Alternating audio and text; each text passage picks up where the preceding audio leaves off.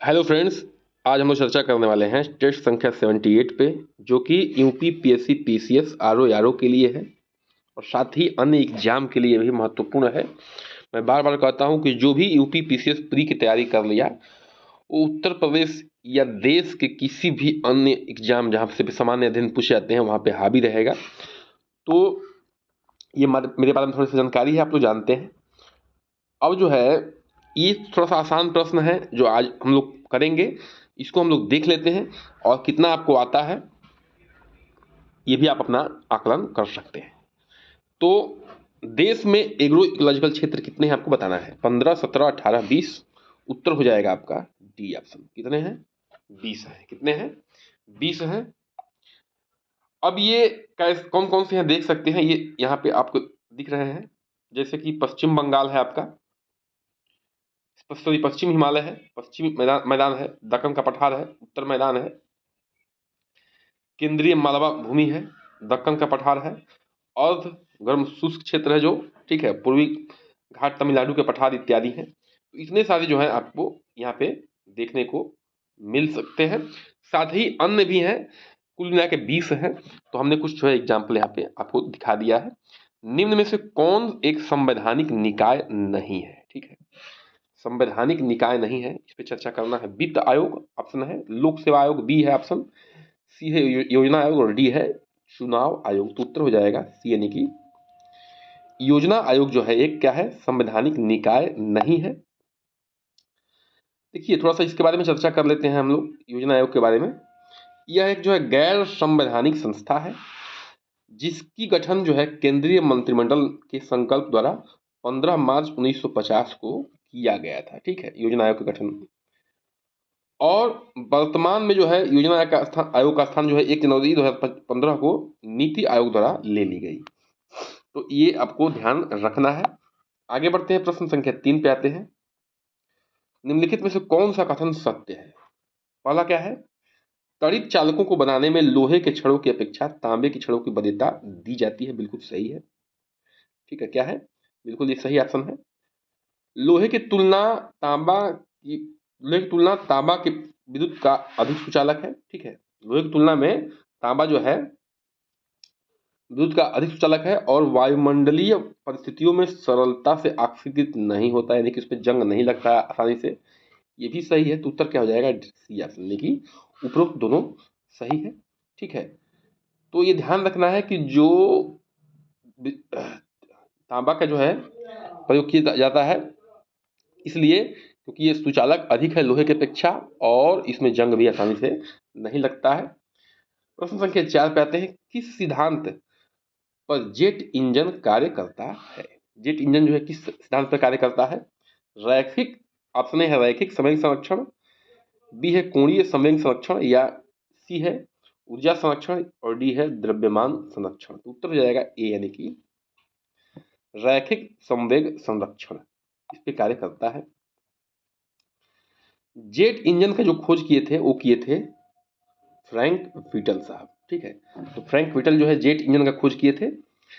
आगे बढ़ते हैं, प्रश्न संख्या 5 पे आते हैं। निम्नलिखित में से कौन सा कथन सही सुमेलित है? सही सुमेलित कथन कौन सा है? एसीटोन नाखून पालिश अपसारक के रूप में काम होता है, कार्य करता है। बिल्कुल सही है। बी जो है कार्बन टेट्राक्लोराइड है, ये जो है अग्निशामक के रूप में कार्य करता है। बिल्कुल सही है। ठीक है। सी जो है हाइड्रोजन पेरोक्साइड घावों की मरहम पट्टी करता है। बिल्कुल सही है। तो उत्तर क्या हो जाएगा? डी, यानी कि उपरोक्त सभी। तो ये सभी सही हैं। एसीटोन नाखून पालिश के अपसारक के रूप में कार्य करता है, कार्बन टेट्राक्लोराइड अग्निशामक के रूप में, हाइड्रोजन पेरोक्साइड जो है घावों की मरहम पट्टी के रूप में कार्य करता है। साथ ही जो द्रव अमोनिया है ये जो है प्रशीतक के रूप में, यानी कि ठंडा करने के काम आता है। आगे बढ़ते हैं, प्रश्न संख्या 6 पे आते हैं। निम्नलिखित में से किस तत्व की कमी को पूरा करने के लिए कीटभक्षी पौधे कीटों को पकड़ते तथा उनका भक्षण करते हैं? जो कीटभक्षी पौधे होते हैं उनमें किसकी कमी होती है कि वो कीटों को पकड़ते हैं और उनका भक्षण करते हैं? ठीक है, मैग्नीज, नाइट्रोजन, मैग्नीशियम, सल्फर। तो उत्तर हो जाएगा बी ऑप्शन। लेकिन नाइट्रोजन की कमी होती है पेड़ों में, उसको जो है पूरा करने के लिए क्या करते हैं? मान लीजिए कीटभक्षी पौधे हैं ये, ठीक है, ये कीट भक्षी पौधे हैं, तो क्या करते हैं इस पे जो है अपना रंगीन, इनके ऊपर रंगीन जो है चिपचिपा पदार्थ होता है, इससे जो है कीड़े आके उस पर बैठते हैं और चिपक जाते हैं चिपचिपा पदार्थ की वजह से, और धीरे धीरे अपना मुंह बंद कर देते हैं, उनका भक्षण करते हैं और अपने अंदर जो नाइट्रोजन कमी है उसको क्या करते हैं ये लोग पूरा करते हैं।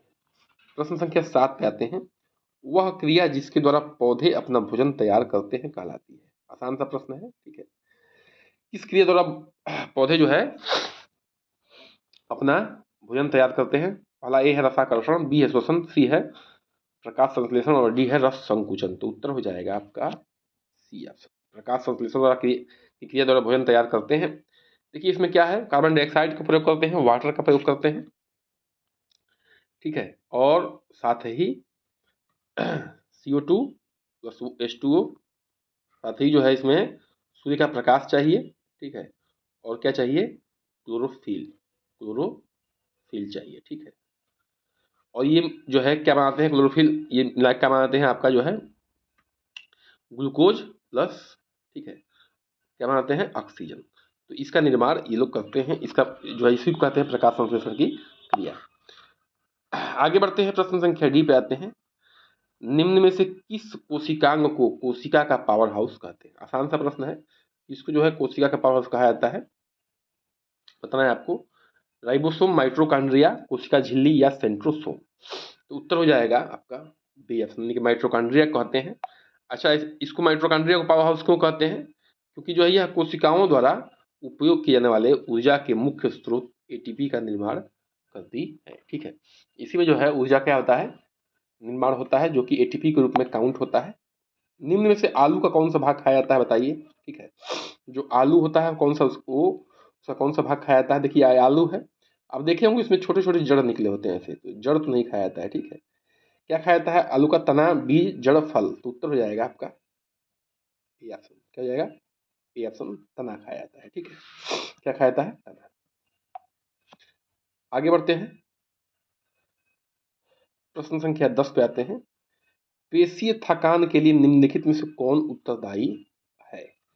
जो मांसपेशियां थक जाती हैं हमारी काम करते करते, उसमें कौन सा एसिड जो है, अम्ल जो है, मतलब क्या है उसके लिए, वो है कि आपकी जो है पेशीय थकान महसूस होता है।